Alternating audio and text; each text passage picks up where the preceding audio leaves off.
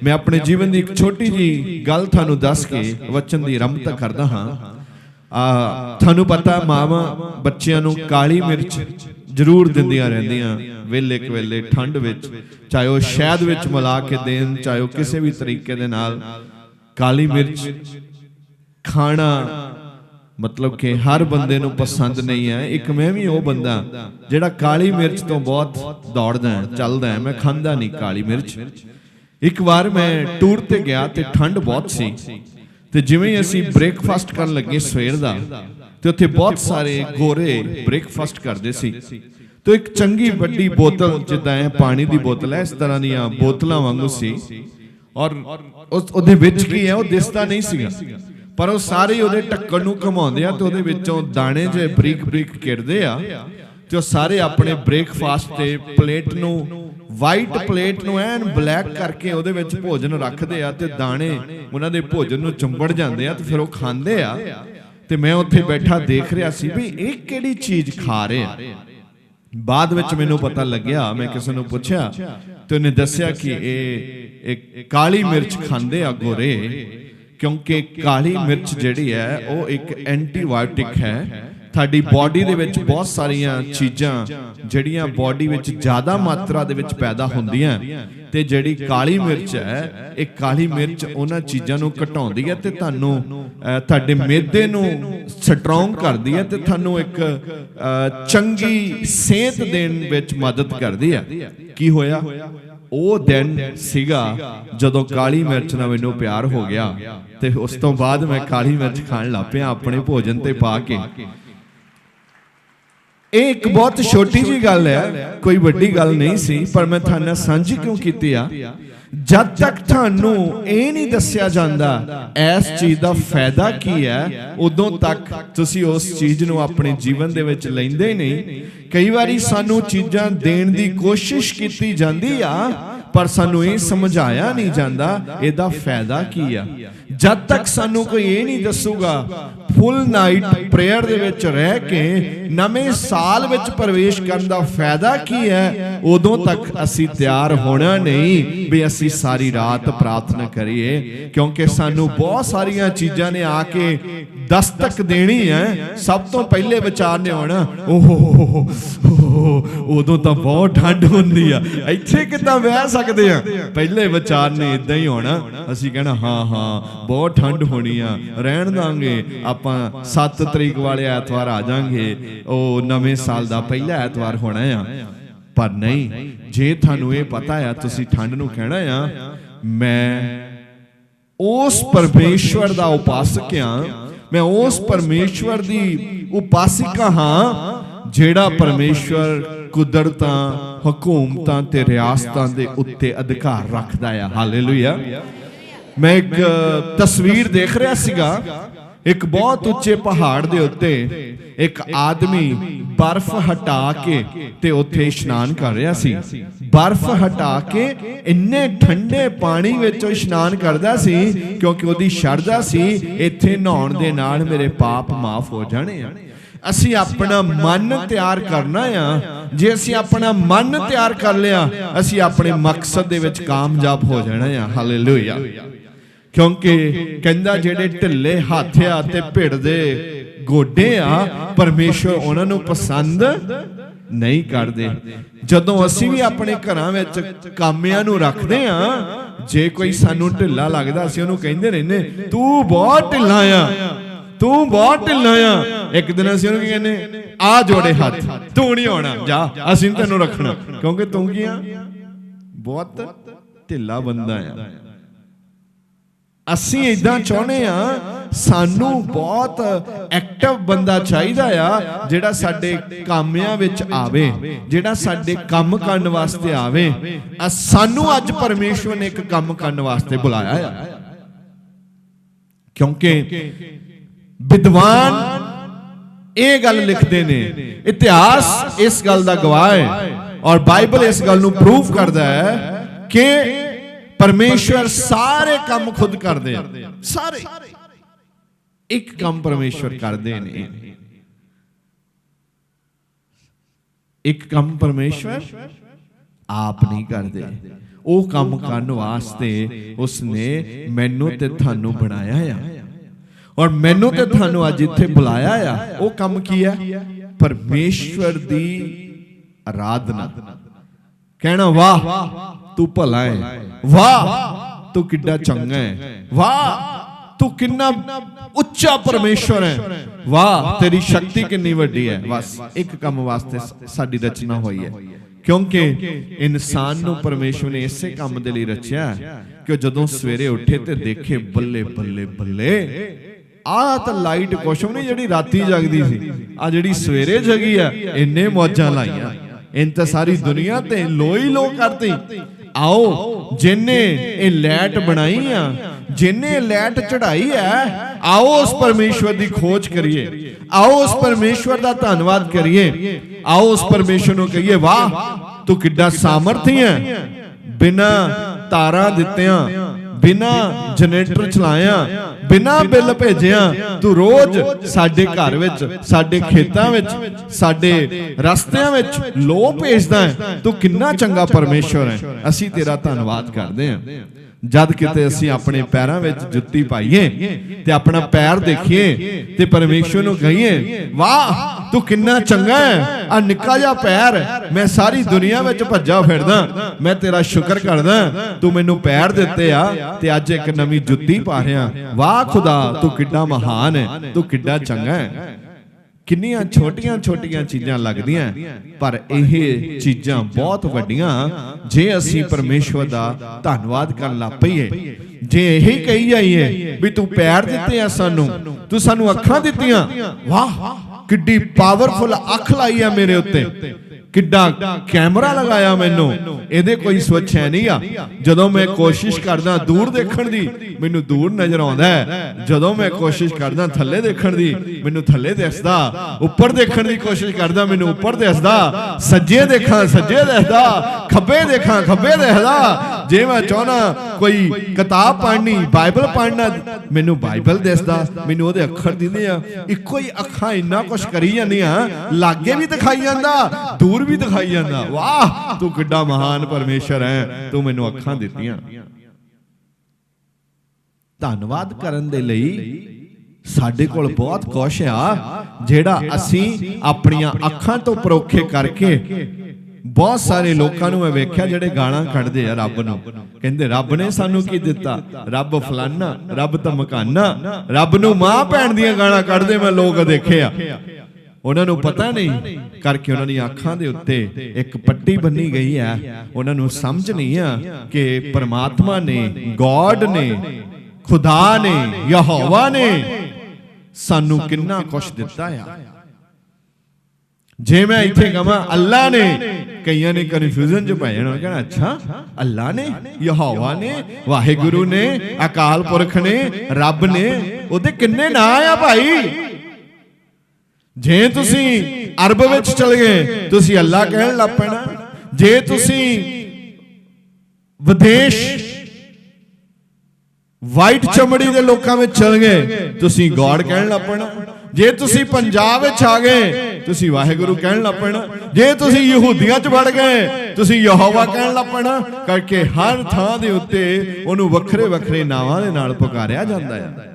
ਉਹ ਹੈ ਉਹੀ ਆ ਜਿਹਦੀ ਗੱਲ ਹਰ ਮੰਚ ਤੋਂ ਹੁੰਦੀ ਹੈ, ਜਿਹਦੀ ਗੱਲ ਦੁਨੀਆ ਦੇ ਹਰ ਧਾਰਮਿਕ ਸਥਾਨ ਤੋਂ ਹੁੰਦੀ ਹੈ। ਪਰ ਬਾਈਬਲ ਇੱਕ ਗੱਲ ਦੱਸਦਾ ਹੈ, ਬਾਈਬਲ ਇੱਕ ਗੱਲ ਹਟ ਕੇ ਗੱਲ ਕਰਦਾ ਹੈ, ਕਿਉਂਕਿ ਸਾਰੇ ਥਾਵਾਂ ਥਾਵਾਂ ਤੇ ਜਾ ਕੇ ਅਰਦਾਸ ਕਰਦੇ ਆ, ਪਿਤਾ ਜੀ ਸਾਨੂੰ ਜੀਵਨ ਦਿੱਤਾ ਜਾਏ, ਸਾਨੂੰ ਤੰਦਰੁਸਤੀ ਵਾਲਾ ਜੀਵਨ ਦਿੱਤਾ ਜਾਏ।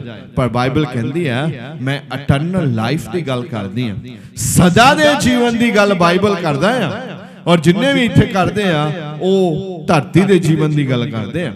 ਜਿਹੜੀ ਇਟਰਨਲ ਲਾਈਫ ਆ ਉਹਦੇ ਲਈ ਸਾਡੇ ਪਾਪ ਮਾਫ ਹੋਣੇ ਬਹੁਤ ਜ਼ਰੂਰੀ ਆ। ਜਿੰਨੇ ਵੀ ਲੋਕਾਂ ਦੇ ਪਾਪ ਮਾਫ ਹੋ ਜਾਂਦੇ ਆ ਉਹ ਇਟਰਨਲ ਲਾਈਫ ਦੇ ਵਿੱਚ ਪ੍ਰਵੇਸ਼ ਕਰਦੇ ਆ।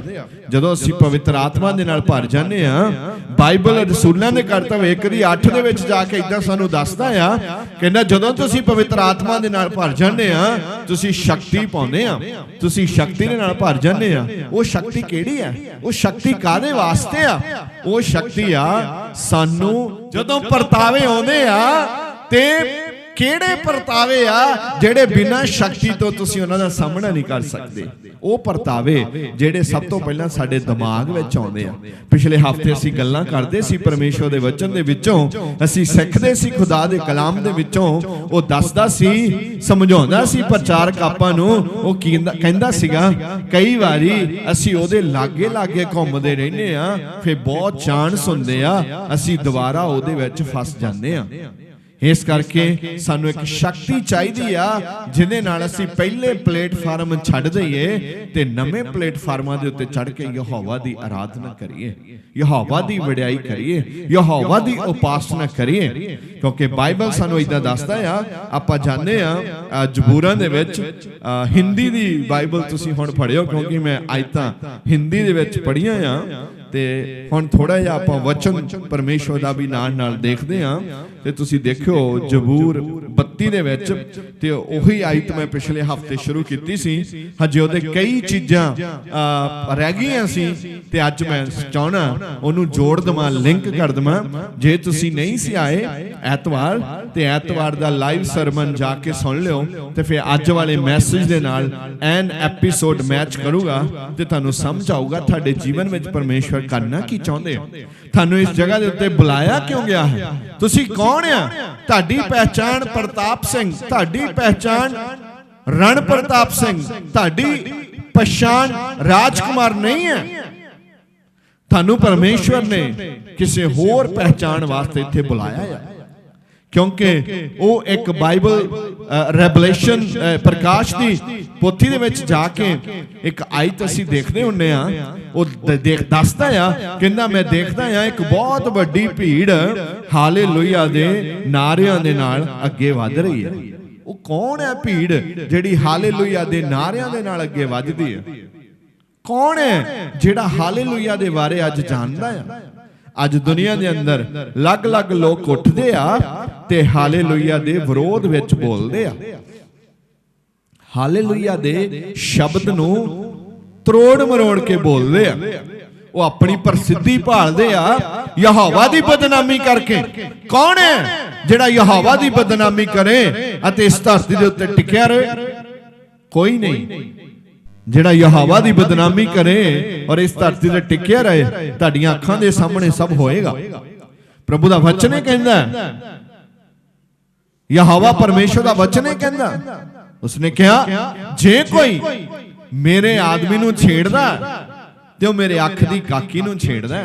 ਸਮਝ ਲਓ, ਉਹਦੀ ਅੱਖ ਨੂੰ ਛੇੜਦਾ। ਅਗਰ ਇਹ ਯਹੋਵਾ ਆਪਣੇ ਲੋਕਾਂ ਦੇ ਲਈ ਇੰਨਾ ਭਿਆਨਕ ਵਚਨ ਦੇ ਰਿਹਾ ਕੌਮਾਂ ਦੇ ਅੰਦਰ, ਤੇ ਜਿਹੜੇ ਸਿੱਧਾ ਯਹੋਵਾ ਨੂੰ ਛੇੜਦੇ ਆ ਉਹਨਾਂ ਦੇ ਲਈ ਕੀ ਹੋਵੇਗਾ? ਬੜੀ ਸਮਝਣ ਦੀ ਗੱਲ ਹੈ। ਆਓ ਅਸੀਂ ਦੇਖਦੇ ਹਾਂ ਪ੍ਰਭੂ ਦਾ ਵਚਨ ਕੀ ਕਹਿੰਦਾ। ਹਾਂ, क्या ही धन्य है वह जिसका अपराध क्षमा किया गया। क्या बात है, क्या ही धन्य है, क्या ही धन्य है, क्या बात है। कौन धन्य है? हाँ? क्या ही धन्य है वह। हाँ, वह। आप एक एक बात को ध्यान से सुनना। क्या ही धन्य है वह जिसका अपराध क्षमा किया गया, जिसका अपराध क्षमा किया जाए। अपराध क्षमा किया गया। हाँ, किया गया। कौन कौन लोग न्यू टेस्टामेंट बाइबल पढ़ते हैं? नया नियम किन किन लोगों ने पढ़ा है आज तक? जिन्होंने नहीं पढ़ा उनके लिए मेरी दरखास्त लिख जाइए। आपको नया नियम तो यहाँ फ्री में भी मिल जाएगा, आप जरूर पढ़िए उसको। बहुत ही आसान है, उसके बारे में आपको थोड़ा मैं बताना चाहता हूं। जब तक आपको किसी भी चीज के बारे में बताया ना जाए, आप उसमें जा नहीं सकते। अगर आपने पहली बार कपूरथला में जाना हो तो अगर आपको बता दिया जाए तो आपको बहुत आसान रहेगा। वहां राजाओं का महल है, प्राचीन मंदिर है, वहां एक सैनिक स्कूल है, वो सब ऐसी ऐसी बातें अगर आपको वो आपका इंटरेस्ट बन जाएगा तो आप वहां जाएंगे देखने के लिए। वो क्या है, प्राचीन मंदिर कौन सा है, राजाओं का महल कौन सा है। ऐसे ही जो न्यू टेस्टामेंट है उसके बीच में जब यीशु मसीह इस दुनिया में आए तब से वो शुरू होता है। उसकी पैदाइश के बारे में बताता है। यीशु मसीह बड़े हो गए, अचानक बाइबल में नजर आते हैं। फिर जब यीशु मसीह बपतिस्मा लेते हैं, उसके बाद वो एक परीक्षा के लिए जाते हैं। वो कौन सी परीक्षा है, कैसी परीक्षा है, अगर आप पढ़ेंगे आपको पता चलेगा। परीक्षा के बाद फिर वो वापस आते हैं और परीक्षा के दौरान उनका स्वर्गदूतों के साथ बातचीत होती है, शैतान के साथ भी बातचीत होती है। मगर उन्होंने जो वचन था उस वचन के अनुसार ही फैसला किया और शैतान के साथ सहमत नहीं हुए। शैतान भी आता है आपकी लाइफ में कब? जब आप चर्च में आओगे, प्रेयर करोगे, बाइबल पढ़ोगे, जब आप वरदानों के लिए तैयार हो जाओगे। प्रभु मुझे वरदान चाहिए, वरदान है क्या? आप ढूंढना, जब आप ढूंढना शुरू करोगे, अभी मिला नहीं है, ढूंढना ही शुरू करोगे, तब शैतान भी प्रकट हो जाएंगे। पूछेंगे आपसे, हाँ क्या चाहिए आपको? ये देखो मैं आपको ये देता हूं, वो देता हूं, ये भी मेरे पास है, वो भी मेरे पास है, आप लीजिए ना फ्री में। अगर आप, मैंने बोला अगर आपकी धार्मिकता इस स्तर पर है कि आपके लाइफ के दिन अच्छे चल रहे हैं, तो आप चर्च आ रहे हैं, तो प्रभु को धन्यवाद दे रहे हैं। हाँ प्रभु धन्यवाद, आपने वो भी काम किया, धन्यवाद, वो भी काम किया, धन्यवाद, वो भी किया, धन्यवाद, ये भी किया, धन्यवाद, ये भी कर रहे हैं, धन्यवाद। अगर प्रभु ने आपका 1 2 3 4 काम नहीं भी किए, तो अगर आपका विश्वास लड़खड़ा रहा है तो आपकी धार्मिकता कच्ची है, आपकी धार्मिकता पक्की नहीं है। आज सबसे पहले आपको अपनी खुद की धार्मिकता को पक्की करना है। आपकी धार्मिकता कैसे पक्की हो सकती है? जब खुदा का वचन आपके जीवन में होगा। अगर एक कमरे में हम, समझो ये एक कमरा है, हम कमरे में बैठे हैं, अगर यहाँ ऑक्सीजन नहीं है तो हम जीवित नहीं रहेंगे। इस कमरे में ऑक्सीजन होनी चाहिए। ऐसे ही एक विश्वासी के लिए उसके अंदर खुदा के वचन होने चाहिए। वो उसको ऑक्सीजन का काम करते हैं, उसको जीवित रखते हैं, क्योंकि ऑक्सीजन के बगैर आप जिंदा नहीं रह सकते। ऐसे खुदा के वचन के बगैर आप जीवित नहीं रह सकते। तो मैंने देखा कुछ लोगों ने ही नया निज़म को पढ़ा है, कुछ लोगों ने अभी तक उसको छुआ ही नहीं है। ऐसा हालात है जैसे नया निज़म यहां मिलता ना हो। भाई साहब मिलता है, आप लीजिए। आपने क्यों नहीं पढ़ा? अगर आप 2 ही पन्ना उसका डेली पढ़े तो भी आप खुदा के उस रहस्य को जान सकते हैं। जब यीशु मसीह पहली बार पवित्र आत्मा की अगुवाई में आए, तब वो प्रेयर के लिए गए, वहां शैतान आया, यीशु से बातें करने लगा। हालेलुया। क्या करने लगा? बातें। बोलो तो सही, क्या करने लगा? बातें करने लगा। देखो कितनी अजीब बात है। उस यहोवा के बेटे के साथ कौन बातें करता है? बाइबल दिखाती है शैतान बातें करता है। आज भी हम जो लोग हैं परमेश्वर की महिमा करने वाले, क्या आपको लगता है आपके साथ कभी शैतान बात नहीं करता? करता है, आपसे बातें करता है। वो पहचानने के लिए आपके अंदर प्रभु का सामर्थी वचन होना चाहिए। जब प्रभु का सामर्थी वचन आपके जीवन में होगा, आप पहचान जाएंगे आवाज किसकी है। जब आपको, आप ध्यान से सुनिए जरा, आप बहुत कनेक्ट होने वाला है। अभी आपको कोई कॉल आए, आपने नंबर नहीं देखा, आपने बोला हेलो, तो सामने वाला क्या बोलता है? अच्छा अच्छा मामा जी। उसको कैसे पता चला? फोटो आई नहीं, नंबर देखा नहीं, कैसे पता चला कौन है? आवाज पहचानते हैं आप अगर 100 लोगों को जानते हैं, 80 लोगों की आवाज को आप पहचान जाते हैं। कौन है ये? बेटी है, कभी पूछते नहीं है। सच में बोलो, तू मेरी बेटी है ना? है? सच में बोल लो, तू मेरा बेटा ही है। आपको कॉल आते ही, पहले जब फोन थे उनके ऊपर नंबर नहीं आते थे, एक बड़ा सा सेट होता था, उसके फोन उठा के बात करते थे, हेलो कहने से पता चल जाता था कौन है। समझे ना मेरी बात? तो क्यों? अटैचमेंट। किसके साथ अटैचमेंट है? जिसको आप जानते नहीं उसको फोन करो तो पूछेगा, हाँ भाई साहब कौन है, पहली बार देख रहा हूं, पहली बार सुन रहा हूं, कहां से हो आप, क्या कहना चाहते हो? ऐसे ही जब आप परमेश्वर के साथ कनेक्ट हो जाएंगे, आपको पता चलेगा कौन सी आवाज खुदा की है, परमेश्वर की आवाज कौन सी है। और जब खुदा की आवाज आएगी आप पहचान जाएंगे ये आवाज किसकी है। ये तो आवाज मेरे यहोवा परमेश्वर की है। जब यहोवा परमेश्वर की आवाज आपके जीवन में आएगी तो वो आपके जीवन को चेंज कर देगी। कहता है धन्य है, क्या ही धन्य है, क्या ही धन्य है वह, हाँ, जिसका अपराध क्षमा किया गया। जितने भी लोग, अगर आप इसको न्यू टेस्टामेंट में जाकर तस्वीर देखें, जितने भी लोग यीशु मसीह के पास आए, क्या यीशु मसीह ने बोला? एक भी व्यक्ति को ऐसा नहीं बोला कैसा जैसा आप सुनना चाहते हैं, ऐसा नहीं बोला। उनको पता नहीं चलता था। गुरुजी ने बोला ये तो मर गया है। अगर मर गया उसको क्या बोलेगा? क्या मुर्दा सुनता है? क्या आपकी आवाज मुर्दा सुनता है?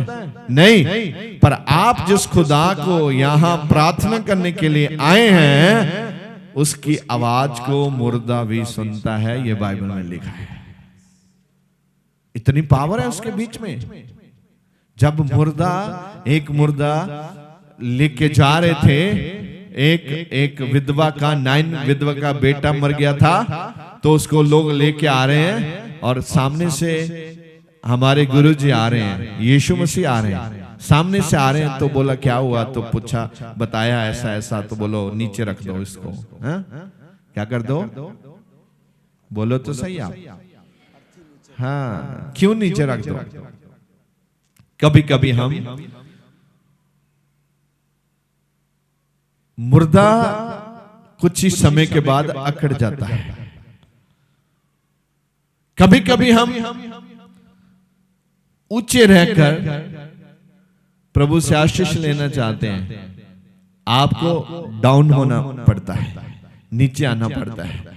वैसे भी यीशु मसीह कंधों पर क्या मुर्दा जिंदा नहीं हो सकता था? जब उन्होंने कंधों पर उठाया है, जमीन से 6 फुट ऊपर है मुर्दा, लेटा है सीढ़ी पर, उन्होंने कंधों पर सीढ़ी रखी है, क्या वहां से मुर्दा जिंदा नहीं हो सकता था? यीशु मसीह बोलते कि चल, तो वो 10-12 फुट ऊपर उठ के खड़ा हो जाता। हाँ, मैं जिंदा हो गया हूं, सब लोग दूर तक देख सकते हैं। नहीं, यीशु मसीह ने बोला क्या करो? नीचे। बोलो तो सही, क्या करो? नीचे रखो।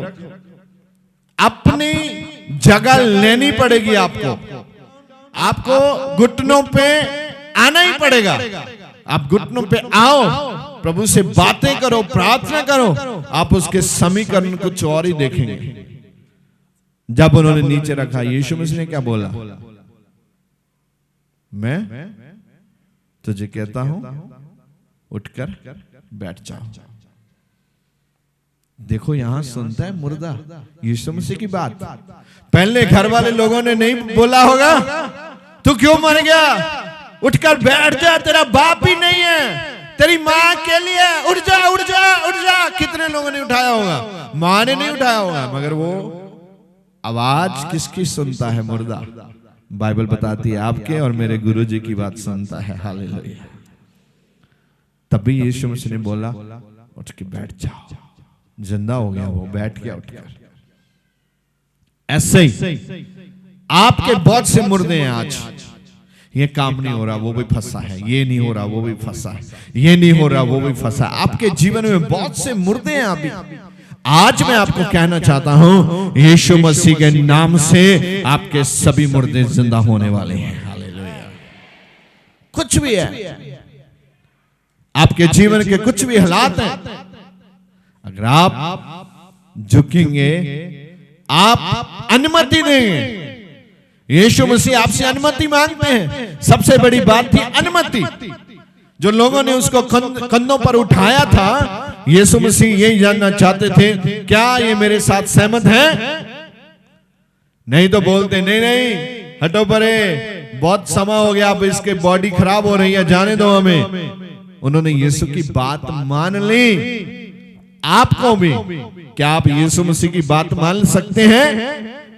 वो बहुत ही कम समय था। आग और मुर्दा बहुत ही कम दूरी पे थे, बीच में यीशु मसीह आ गए और उन्होंने चेक किया, मेरी बात मानते हैं? उन्होंने बोला नीचे रखो। अगर नहीं रखते तो मुर्दा जीवित नहीं होना था। इसी प्रकार अगर आप आज मरने वाले हैं, अगर आप दुखी हैं, आप इतने अंदर से टूट चुके हैं, आज ही यीशु मसीह आपके रास्ते में आ चुके हैं। आज ध्यान रखना, वो आपसे बात करेंगे।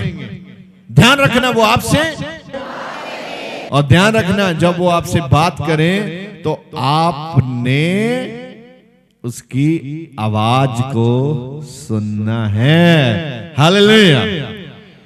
क्या करना है? हाँ, आवाज को क्या करना है? अच्छा, अगर आपके कान बंद है तो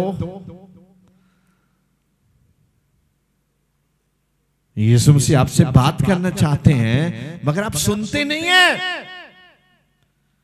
आपको सुनाई नहीं देता। आप आत्मिक रीति से बहरे हैं, सुनता नहीं है।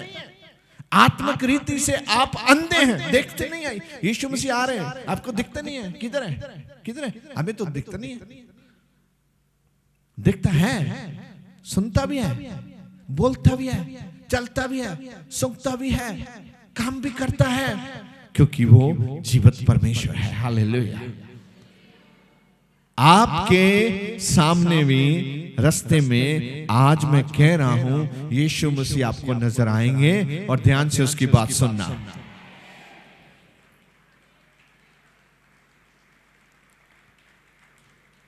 अभी इसी संडे की बात है, कुछ लोगों को मैं मिल रहा था जिनके साथ टाइम किया था, तो एक फैमिली आई।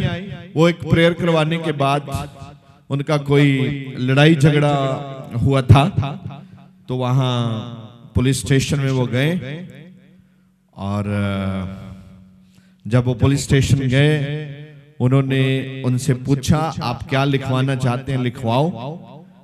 और दूसरी पार्टी जो थी वो भी अपना स्पष्टीकरण दे के कर वहां गई थी।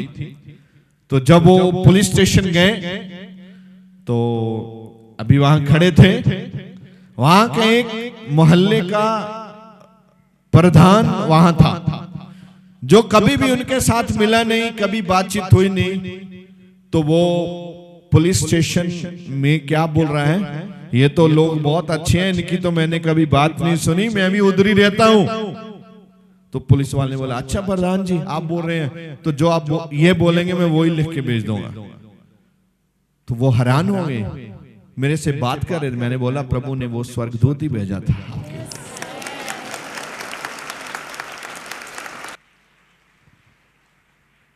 जानना पहचान तू मेरा मेहमान। कोई जान पहचान नहीं है, आकर बोलता है ये आदमी बहुत अच्छे हैं, ये आदमी बहुत अच्छे। क्यों बोल रहा है बहुत अच्छे हैं? क्योंकि वहां यहोवा उनका फेवर कर रहे हैं। हालेलुया। वहां मेरे गुरुजी, वहां मेरे यीशु मसीह उनके बीच में से बातें करते हैं उधर, ये अच्छे लोग हैं, इनको जाने दीजिए। हालेलुया। तो तभी 5 मिनट के बाद पुलिस स्टेशन वाले बोलते हैं आप जाओ, आपको अभी आने की जरूरत नहीं है। तो साथी में क्या बोलता है, अच्छा दूसरा आदमी कौन है जिनके साथ इनका झगड़ा है? बोलता है ये वो आदमी खराब है, वो तो मैं उसको जानता हूं, उसने बहुत लोगों के साथ ऐसा किया है। तो पुलिस वाला लिख रहा है हाँ प्रधान जी ने बोला है, ये ऐसी स्टेटमेंट दी है।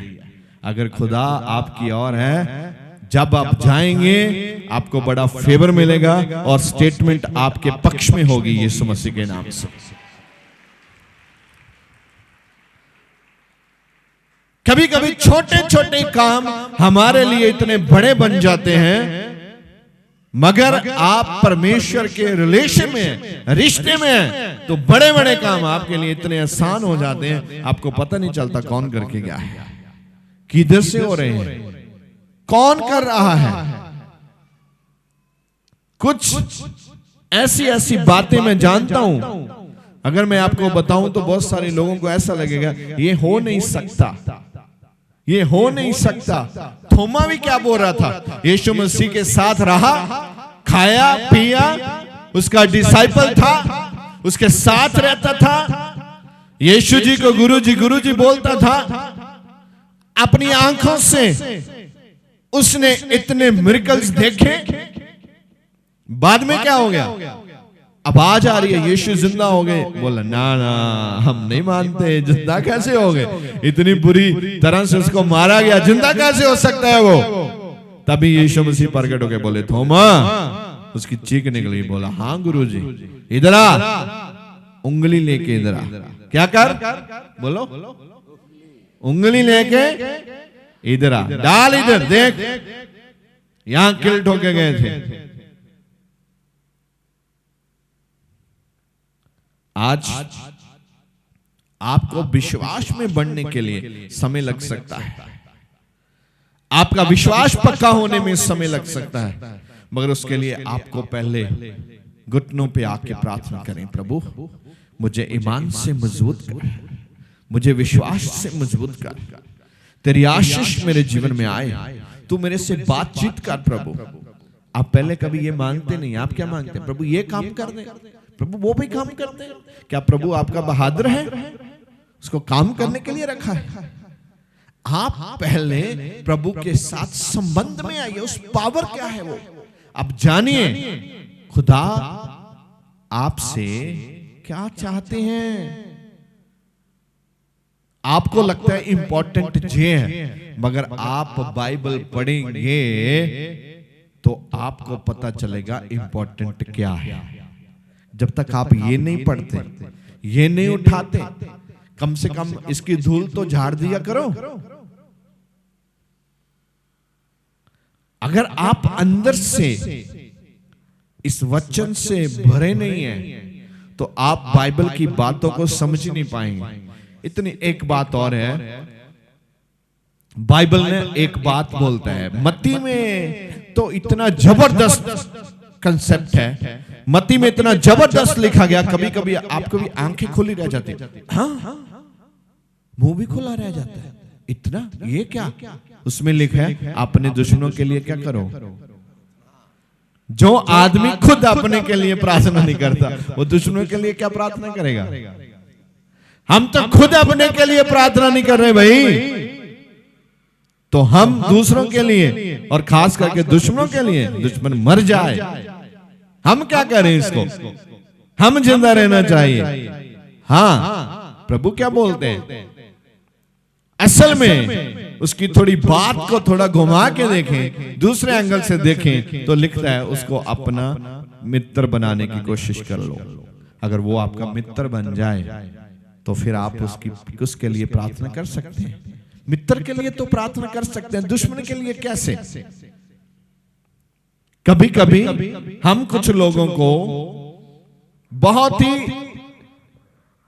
दूसरे एंगल से देखते हैं, कभी एंगल बदल के देखने की कोशिश करो, हो सकता है उसका समाधान मिल जाए। पढ़िए क्या लिखता है इसमें, तो थोड़ा आगे जाएं। हाँ, क्या ही धन्य है वह, हाँ, जिसका अपराध क्षमा किया गया। अब मुझे बताओ, वो तो मुर्दा है, अपराध किसका क्षमा हुआ, उधर बंदा जिंदा हो गया, मुर्दा है। और बाइबल कहती जिसका अपराध क्षमा हो जाए वो धन्य है।